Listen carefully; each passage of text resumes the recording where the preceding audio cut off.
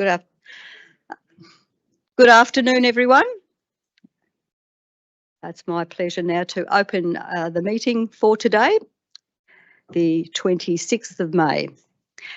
Clause 24 of the governance rules provides the following. This public meeting is being recorded to improve access to the meeting for our community. The recording will be published and will be retained by Council in accordance with the Council's legal obligations. As a visitor to the gallery, your presence will be recorded. May be recorded. It's my privilege to respectfully acknowledge the traditional custodians of our wonderful country. We give our thanks to all our ancestors whose vision, determination, innovation and resilience built our prosperous, inclusive and democratic country. We acknowledge that we are the proud inheritors of this legacy and we accept the challenge to continue to nourish and nurture our communities. And we pledge to work to implement and enhance the opportunities for the benefit of future generations, our children and their children into the future. Item number 2, which is the opening prayer. And Almighty God, we humbly ask thee to bless and guide this council in its deliberations so that we may truly preserve the welfare of the people whom we serve. Thank you. We'll move to item number 5, which is the acceptances of apologies and granting of leave of absence. And I have an apology from Councillor Harvey Benton, who is currently on leave. Do we have any other apologies? Would someone like to move that we accept? Thank you, Councillor Fitzpatrick. Would someone like to second? Thank you, Councillor Winters. Councillors, we all in agreement? Thank you. The apologies have been accepted. We now move to order of business, item number 7, which is the confirmation of minutes. And we have a recommendation that the Council has read and confirmed the minutes of the scheduled meeting of 28 April 2026 as a true and accurate record of the proceedings of that meeting. Councillor Fuller, thank you. Someone to second? Councillor Maxwell, thank you. Councillors, are we all in agreement? Thank you. Item number 8, which is the conflict of interest disclosure. Do we have any conflicts of interest today, councillors? No? Thank you. Then we move on to item number 11 and councillor reports. And there'll be a couple of councillor reports today and I'll be delivering the first one. My report today recognises the significant investment made by Clean Peak Energy at North Wangaratta when 70 hectares of solar panels were officially commissioned at the site last week. This renewable energy project has brought a steady flow of contractors, machinery and materials through Wangaratta, supporting local businesses and keeping skilled people working close to home. What is particularly important about this project, and it needs to be stressed, that it has been developed on land already zoned industrial and it will provide power to the nearby industries, in particular Alpine MDF. Local companies like HC Civil have been part of that effort, bringing together their regional expertise in civil construction from the groundwork to material supply. What's also noteworthy is other businesses engaged throughout the project were Signpro, Mirror Industries, Ultrabond, G&J Trees, Telephony, GBI Electrical and Watters Electrical, which reflects the breadth of local involvement. And it's good to know that Mirror Industries will have an ongoing role in the maintenance of that particular site. Clean Peak have used local providers and they are establishing a permanent presence in Wangaratta, including a dedicated team of 3 full-time employees working from their offices in the CBD. This is a positive for Wangaratta and the development of renewable energy.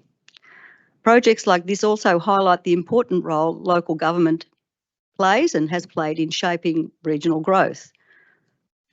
We as a council have chosen to position ourselves alongside industry, investors and community partners, and this is critical to achieving strong outcomes. With tens of thousands of solar panels and significant generation capacity, this facility positions Wangaratta as part of a growing energy sector and one that will continue to create opportunities into the future.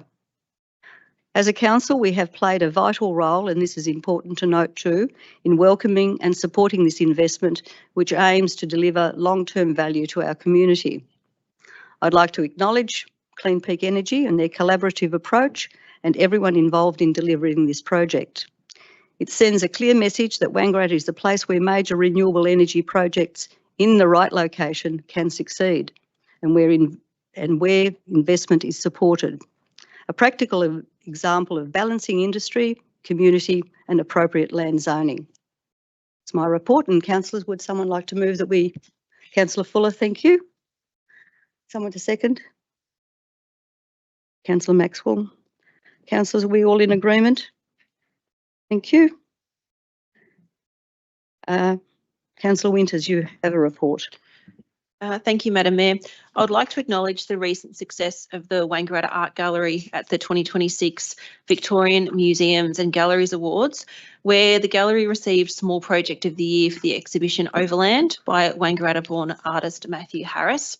This recognition is a significant achievement for our region, particularly given the highly competitive field of finalists, which included some of Victoria's largest cultural institutions, including the State Library of Victoria.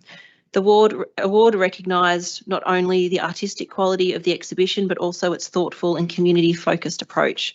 The judging panel highlighted the exhibition's exploration of local history, its accessible programming for children and young people, and its contribution to broader community engagement and reflection.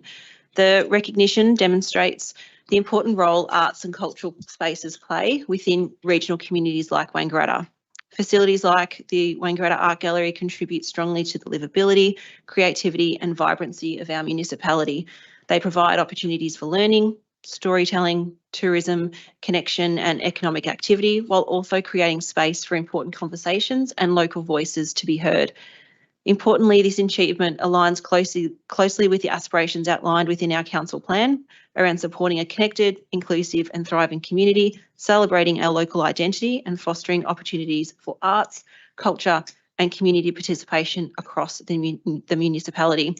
I'd like to congratulate Gallery Director Rachel Arndt, the gallery staff, volunteers, supporters and artist Matthew Harris on this outstanding recognition.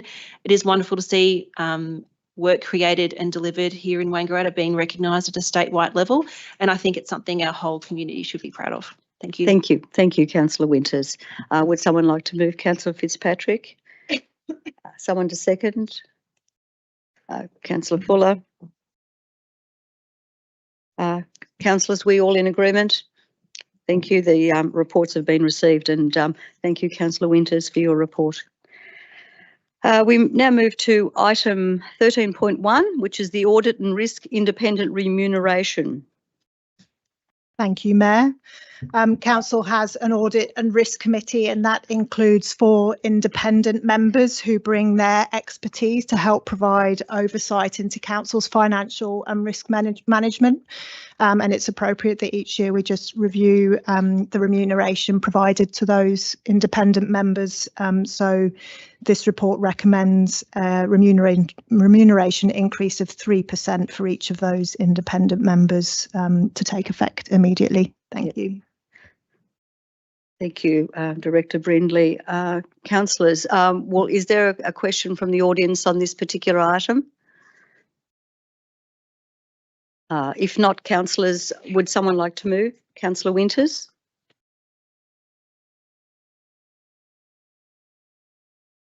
And Councillor Fitzpatrick? Councillor Winters, would you like to speak? Yeah, thank you. Having had the opportunity to sit on the Audit and Risk Committee, I've seen firsthand the depth of experience and professionalism that our independent members bring to the organisation. Their knowledge across governance, finance, compliance, risk management adds enormous value, and it strengthens our decision-making processes. And I want to acknowledge that the significant time and preparation and responsibility that comes in those roles. Audit and risk isn't always visible to the broader community, but it's absolutely critical to ensuring our transparency, accountability and strong governance within council. I believe it's a modest increase that appropriately recognises the contribution of our independent members, and it helps guarantee we will continue to attract and retain people with the expertise needed to support council into the future. Thank you, Councillor Winters. Absolutely correct in the comments that you've made. Councillor Fitzpatrick, would you like to make a no? Would anyone like to speak for or against? So we have a recommendation that's been moved by Councillor Winters and seconded by Councillor Fitzpatrick. We all in agreement, councillors? Thank you. We now move to item 13.2, which is S5, Instruments of Delegations to the Chief Executive Officer. And Director Brindley. Thank you. So Council has various instruments of delegations which enable for the cascading of authority and decision-making powers through the organisation, and one of the most important of those is the S5, which is the delegation direct to the CEO. Following the appointment of a new CEO, it's appropriate that these are adopted by councillors, and there is one additional recommended change in there to make an increase under condition 1.3, which is future proofing to allow for future financial delegations to be applied. Okay, and could you just explain why the increase, please, Director Brindley? Yeah, so typically there are delegations for all officers in relation to external procurement, and normally for the CEO that is set at $500,000. But this condition allows for certain specific spend to occur above that level when there's known essential expenditure. The limit for that was $1 million. It's proposed to increase to $1.5 million for the purpose of future proofing. And an example of that would be council's annual general insurance bill, which is, touching on that $1 million level now. Yeah. Thank you. Thank you, Director Brindley. The audience, has anyone got a question to this particular item? Okay, if not, would someone like to move that we accept this recommendation? Councillor Fuller? Someone to second? Councillor Fitzpatrick? Councillor Fuller, would you like to speak? Councillor Fitzpatrick? No. Councillor Fuller has moved, Councillor Fitzpatrick has seconded. Is everyone in agreement? Thank you. We now move to item 13.3, which is our councillor gift policy. And Director Brindley, again. Thank you. So this gift policy has been reviewed as part of council's regular cycle for reviewing policies and keeping them current, and sets out and provides clarity for both councillors and the community for the conditions under which they can receive or should not receive gifts, including some guiding principles to assist with that. And the request is that councillors adopt that updated policy. Thank you. Thank you, Director Brindley. Is there a question from the audience on this particular item? This has gone out to the community for community consultation, but is there any other questions on this particular gift policy? If not, councillors, would someone like to move? Councillor Winters? Someone to second? Councillor Maxwell? Councillor Winters, would you like to speak to the recommendation? Yes, thank you, Madam Mayor.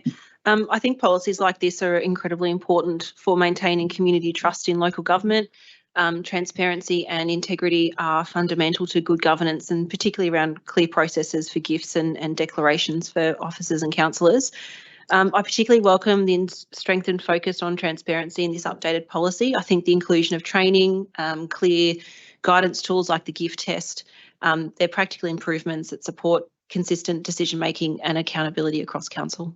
Thank you. And that's right. And I think that's one of the things that the Audit and Risk Committee are very diligent in overseeing what the gift policy looks like and the way that councillors spend money. Councillor Maxwell, would you like to speak? Thank you, Madam Mayor. Yes, I certainly agree with Councillor Winters, and I think that this provided us with an opportunity to really learn and understand some of those things that you might discount as a gift. So I think this really brought it to the forefront about the importance of transparency and for us all to be aware and to complete the necessary forms to ensure that we are certainly being transparent as this would go on a public register. Thank you, Councillor Maxwell. Is there any other councillor wishing to speak for or against a particular policy? So Councillor Winters has moved and Councillor Maxwell has seconded. Are we all in agreement, councillors? Thank you. That's been moved. We now move to item 13.4, which is the Financial Sustainability Review and Financial Plan 2025 to 2035, the 2026 revision. And Director Brindley, who's really busy this day. Thank you, and it's not finishing yet. So the purpose of this report is to present the results of a financial sustainability review and an updated 10-year financial plan to councillors for adoption. Financial sustainability essentially means council's ability to reliably fund the provision of services and maintenance of infrastructure for the long term. This report brings together an overview of the key pressures and drivers affecting long-term sustainability for this council and for the local government sector more generally. Analysis of council's current financial forecast and outlines practical options to strengthen our operating results over time. It also demonstrates improvement actions already taken and provides councillors with assurance for their decision making on the upcoming 2026-27 budget item also in this agenda. And lastly, it sets a time frame for council to further update the community on the sustainability actions to be taken.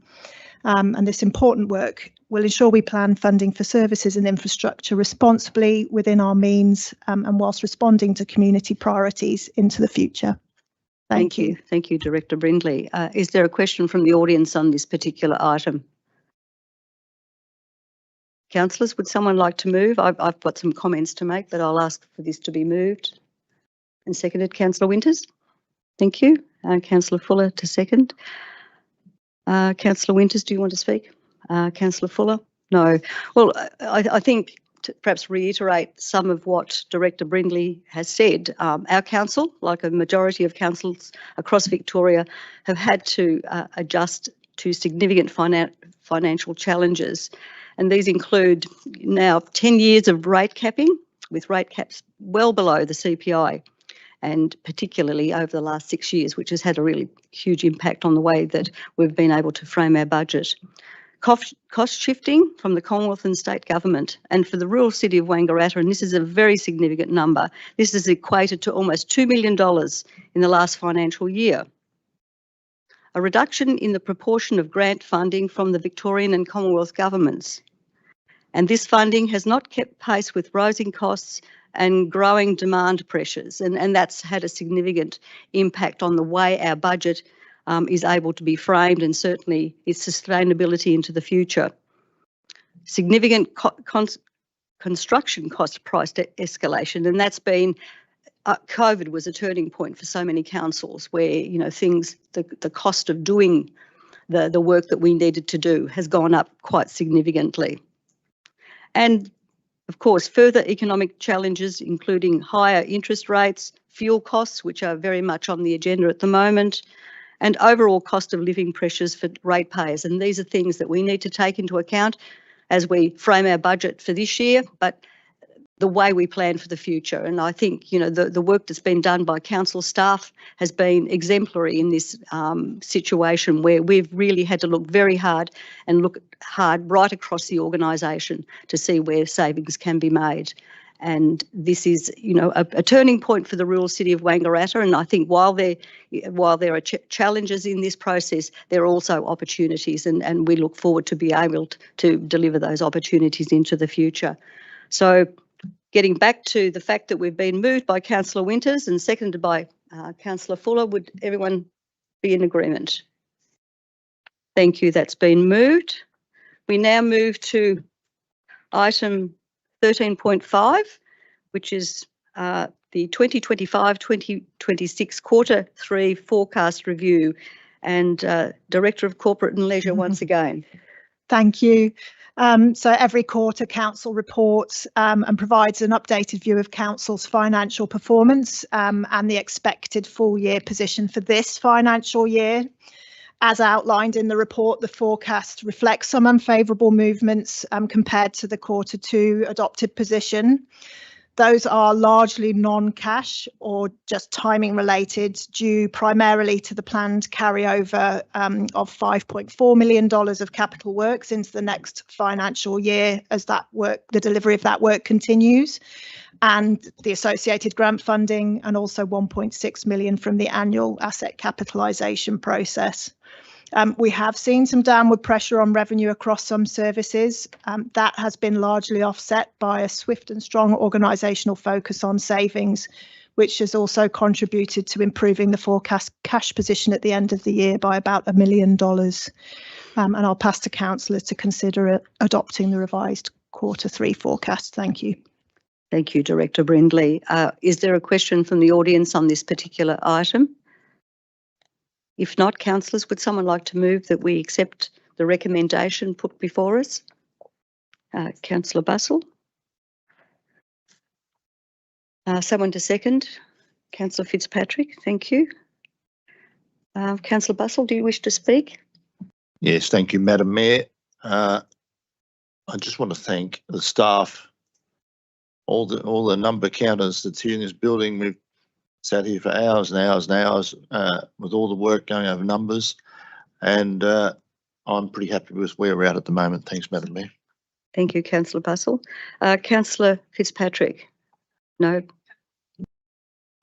And I think it is important to reiterate Director Brindley's statement with regard to the Q3 and the favourable movement being largely non-cash or timing related. So it's sort of, it's a point in time that we're looking at the moment.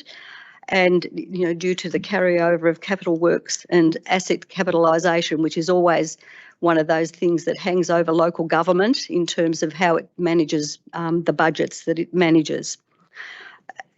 Spending reductions in the 2025-2026 forecast and into the next budget, 26-27, will help council absorb revenue declines and cost pressures, and council is quite confident that this is work that's being done now to help us and ensure that as we move forward, that we'll move to a place where we're able to absorb the issues that we're facing now in terms of the cost pressures and revenue challenges.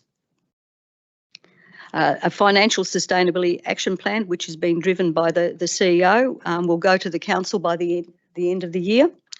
And this is looking at, protecting our cash, which is absolutely vital, and making trade-offs early that will be critical to our financial sustainability into the future. So a huge amount of work's been done in this space up to this point, and much more will be done to ensure that our council, while we face the pressures that most councils are facing across the whole of Victoria, that we'll be able to manage those challenges into the future. So Councillor Bussell and Councillor Fitzpatrick have moved and seconded. Councillors, are we happy to accept the report? Thank you. We now move to item 13.6, which is the 2026-2027 annual budget, and you would have thought that we've said all we could about finances today, but we're going to say a bit more. Yes, last but most definitely not least, the 2026-27 budget is also put forward to councillors consider adopting today. The highlights from next year's budget include an accounting surplus of $3.07 million, total income of $89.8 million, total operating expenditure of $87.7 million, an adjusted underlying deficit of $3.6 million, a capital works programme of $22.3 million, which includes the $5.4 million of carryovers I mentioned earlier, a 2.75% rate rise consistent with the rate cap set for local government under the Fair Go rate system, and an average increase in fees and charges of 3.4%. This represents a conservative and responsible budget as demonstrated by the financial plan. And as the Mayor just mentioned, does retain and build on the savings identified through the Q3 process from this year. There are two particular additions in this year's recommendations I just want to talk to. The first one is it's proposed to reduce the increase applied to waste service charges in the budget from 7%, which is what's included in the current document, down to 6%. The scale of the increase this year is reflective of those rising service delivery costs, and in particular in relation to the current price of fuel. Council officers are very actively managing that price of fuel, and based on the most recent market price projections, recommend to reduce that increase to 6% in the final adopted version of the budget. And lastly, there is a new delegation also proposed to allow the CEO to vary adopted fees and charges during the course of the financial year, and that is to enable the organisation to be proactive in managing its revenue and cost recovery where applicable, for example, in things like responding to future changes to the price of fuel if we have any further shocks that we are not anticipating. Exactly. And there's been a lot of that. Is there a question from the audience on this particular item on the budget? Councillors, do we have someone to move? Councillor Winters, thank you. Someone to second? Councillor Fuller, thank you. Councillor Winters, do you want to speak? Yes, thank you, Madam Mayor. I would first like to acknowledge that there's been a massive amount of work that's gone into preparing this year's budget by council officers, the directors and our new CEO. It's clearly been an incredibly difficult and complex piece of work, and it's been undertaken in a financial environment that's becoming more challenging every year.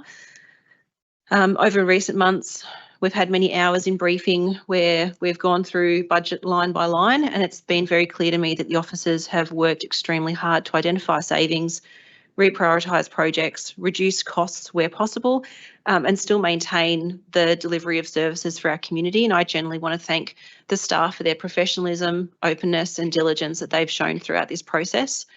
I also want to acknowledge that some of the decisions reflected in this budget will not be easy for the community to hear. There are reductions in events expenditure, reductions in community grants and sponsorships, and there's limitations on new capital works, and they're not decisions that have been made lightly. I think it's important that we're really upfront about that, but at the same time, I think we need to be honest about the position that local government finds itself in. As we heard earlier from Mayor Councillor Grant, councils across Victoria are under enormous pressure.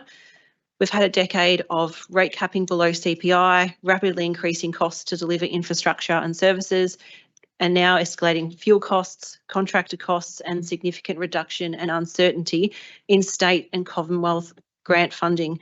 For me, I believe this budget is responsible and measured.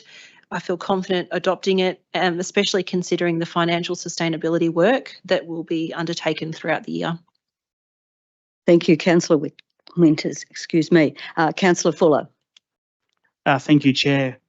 Quite simply, this budget is a sensible and cautious one that reflects an approach taken by the majority of Victorian councils, but also it's reflective of household budgets as well in terms of everyone being more aware of their bottom line. Absolutely, and I think that's the environment that we're working in. I think perhaps to follow on from what Councillor Winters has also talked about, that we're looking at a 15% reduction in the maintenance and contractor expenditure across areas such as road and drainage maintenance, parks, gardens and vegetation, a 15% reduction in the 2025 26 to the 26-27 budget equates to some $750,000, which is a significant amount of money.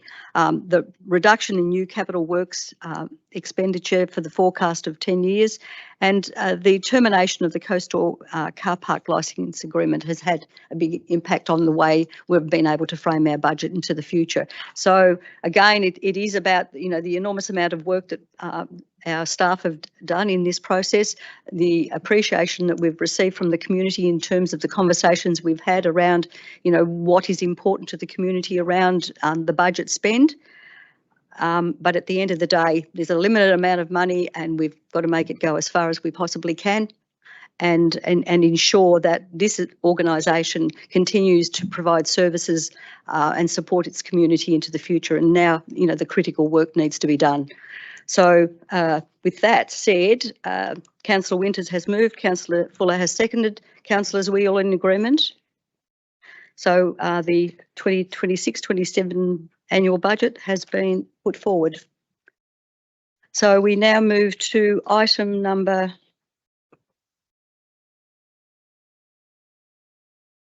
14.1, which is the grants and sponsorship policy 2026 to 29. Thank you, Mayor. This report is presented to Council to propose the adoption of the grants and sponsorship policy 26 to 29. The grants and sponsorship policy 2022 was due for review, and since January, Council officers have been consulting internally to review and develop the updated grants and sponsorship policy to ensure consistency across RCO's grants and sponsorship programs. There are only minor changes to the previous policy in this policy, and Council officers' recommendation is that Council adopts the grants and sponsorship policy 26 to 29. Thank you, Director Goonan. Is there a question from the audience on this particular item? If not, councillors, we have a recommendation. Would someone like to move? Councillor Fuller. Someone to second, please. Councillor Bassel. Close. Councillor Fuller, would you like to? Councillor Bassel, you sure? Okay. So moved by Councillor Fuller, seconded by Councillor Bassel. I think it's a fairly straightforward policy. We're probably not going to have as much money as we've had in the past in that particular little bucket, but it's one that, you know, we certainly are keen to support into the future. However, you know, a smaller bucket than it's been in the past. So if everyone's in agreement, that policy's been accepted. Thank you. We now move to item 15.1, which is the Australia Day Awards and Event Policy. And Director, Sustainability and Culture, please. Thank you. Council works with community groups to present Australia Day activities and awards every year. Council's Australia Day Awards and Event Policy guides the delivery of and provides a framework for events and awards. The current Australia Day Awards and Event Policy was adopted in 2021 and is due for review. This review has been completed and an updated policy has been prepared. Proposed changes to the policy as part of the review are detailed in the agenda, and officers recommend that Council adopts the updated Australia Day Awards and Event Policy 2026. Is there a question from the audience on this particular item? If not, councillors, would someone like to move? Councillor Bassel. Someone to second? Councillor Fitzpatrick. Councillor Bassel, would you like to speak to this, please? Yeah, thank you, Madam Mayor. I'm pretty happy with this policy, given that it's a very, very important occasion for our community, and it's being around this Australia Day communities for the last 10 years I've been on council. It's just so important to celebrate what we've done the previous 12 months, and it's good to have a policy to have some guardrails to work between. Thanks. Thank you, Councillor Bassel. Councillor Fitzpatrick. Thank you, Madam Mayor. I hope that some of the changes just make it a bit clearer for those that are wanting to put down nominations when it comes to the youth bracket or couples and things like that. So hopefully that just helps those that are putting forward people down. Yeah, it's always a challenge to you know, receive nominations because people kind of assume that everyone else is going to do the nomination and people don't. So Australia Day here in the rural city is one of the, you know, the great events and well attended, and last year we received enormously positive feedback from the community in terms of how our events were conducted. So we look forward to next year the event being conducted in much the same way and bring the community together the way it does. A very positive and cultural day for the community of the Rural City of Wangaratta. So Councillor Bussell to move, and Councillor Fuller to second. Is everyone, Fitzpatrick to second, is everyone in agreement? Thank you, councillors. We've moved that. We now move to item number 18, which is the minutes of the advisory committee meetings. 18.1, minutes of the advisory committee meetings. Would someone like to move that we accept that recommendation? Councillor Fitzpatrick. Councillor Winters, would you like to second? Thank you. Councillor Fitzpatrick, any comment? Councillor Winters, any comment? No. So moved by Councillor Fitzpatrick and seconded by Councillor Winters. Are we all in agreement, councillors? Very good. We now move, we don't have any notice of motion or urgent business. We move to item number 21, which is public question time. And we have a question taken on notice from the 28th of April 2026 council meeting, which was held at Milawa, a question from John Harper. John asked whether council could consider providing a rates concession or discount for veterans who do not hold a Department of Veterans Affairs gold card, but instead hold a white card with accepted conditions. Mr. Harper noted that the following Anzac Day, he had become aware that such concessions were not currently available through council, despite veterans receiving concessions in other areas, such as vehicle registration, and queried whether this was something the council would consider. Director Brindley, you've got a response to that.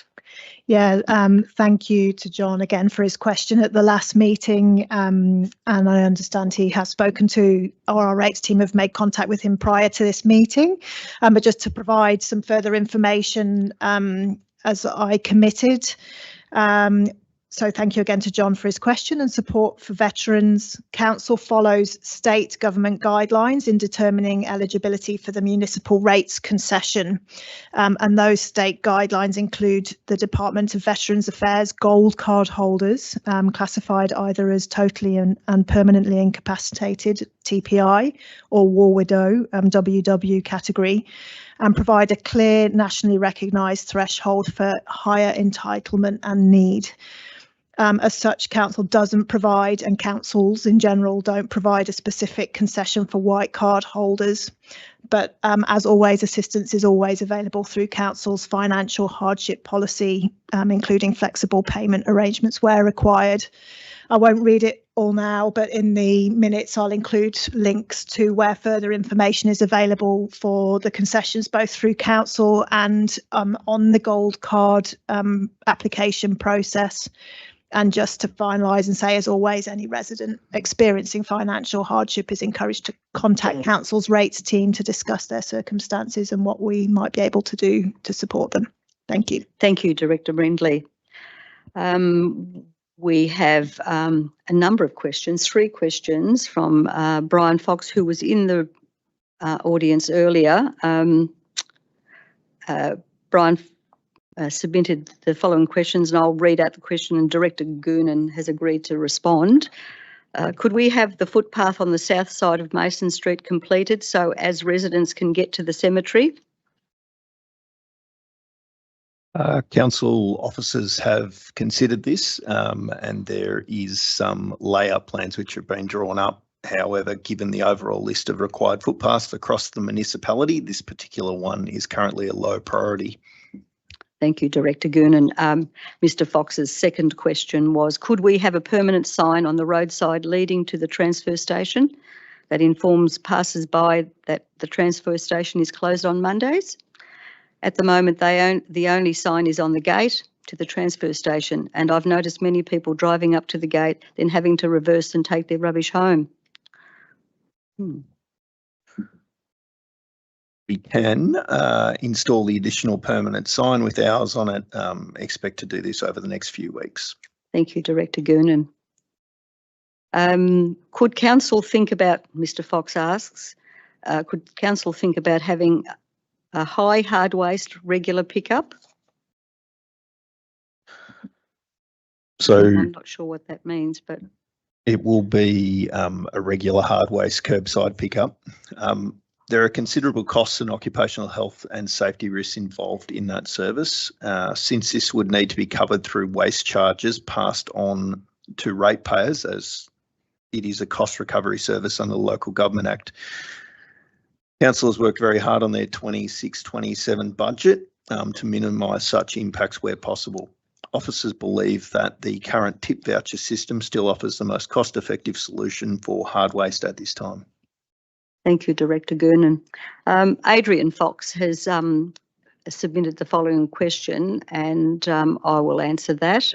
The proposed locations of the 10 parking machines will mean that CBD shoppers may need to walk quite a distance to pay for parking.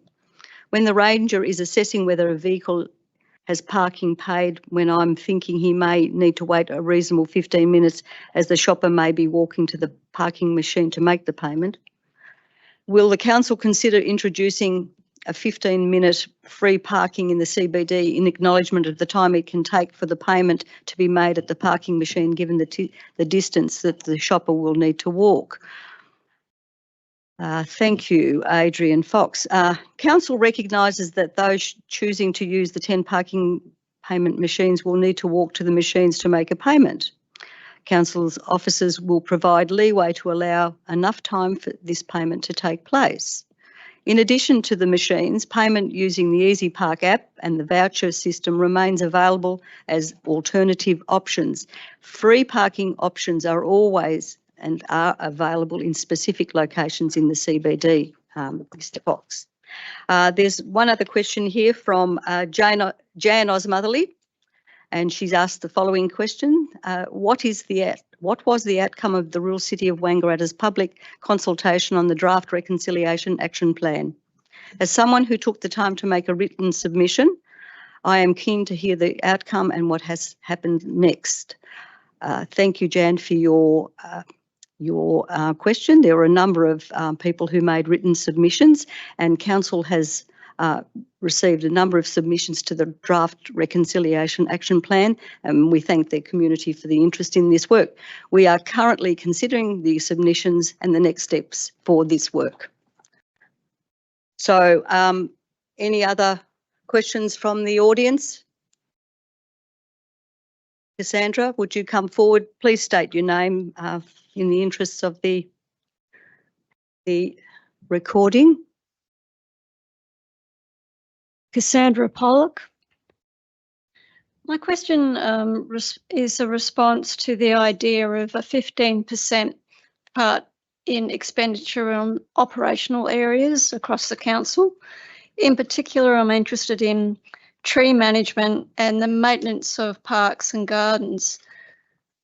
What kind of changes in those operational areas will be necessary to achieve that 15% reduction? Director Goonan. Yep. Really good question, Cassandra, and certainly has been taken into consideration as we're working through our budgets. Obviously, where we sit from a local government point of view, and in particular infrastructure and field services, that is the tendency of where most of the larger budgets sit. So that is the obvious place to look for savings. The majority of the savings that have come out are actually being reflected in the capital works in the CapEx program. So it's things like purchasing our own water carts, so we're no longer having to hire them. It's purchasing some scarifying equipment for the turf team so they don't have to do that. Purchasing mowers. It's upgrading of the workshop so we can do more of the servicing of our vehicles in-house. So it's the plan is that it won't reduce service standards, but we're taking a proactive approach to putting things into the budget this year that will pay off over the next couple of years. Can I have a second question? Yeah, sure. So in effect, does that mean less contracting out of work and more in-house work through that upgrading of equipment? That's the hope.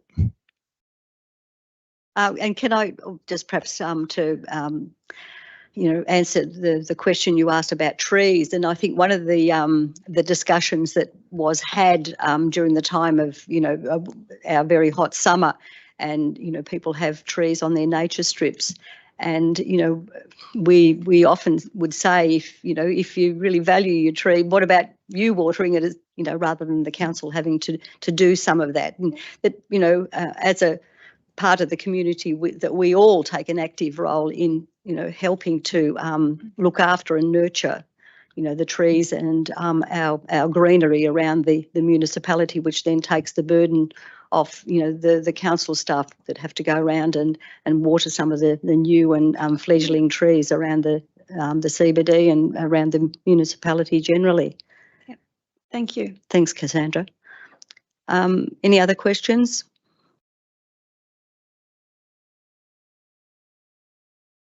Oh, okay. Right. Well, thank you everyone for your attendance here this afternoon, and our next council meeting will be held on the 23rd of June. And is it 3 o'clock? Yes, it is, if I remember correctly. So meeting's closed, and thank you again for your attendance.